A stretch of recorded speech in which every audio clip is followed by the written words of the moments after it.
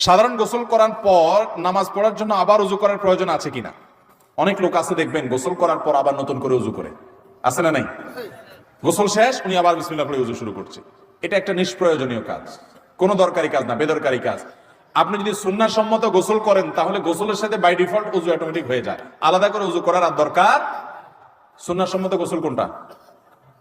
আপনি গোসলের জন্য যখন ওয়াশরুমে ঢুকলেন, প্রথম কাজ হবে শরীরে বা কাপড়ে কোনো জায়গায় নাপাক থাকলে সেই নাপাকটাকে ডলে আগে ধুয়ে ফেলা।